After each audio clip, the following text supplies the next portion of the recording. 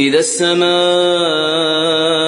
انشقت وأذنت لربها وحقت وإذا الأرض مدت وألقت ما فيها وتخلت وأذنت لربها وحقت يا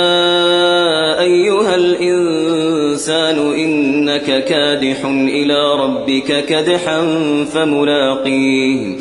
فأما من أوتي كتابه بيمينه فسوف يحاسب حسابا يسيرا وينقلب إلى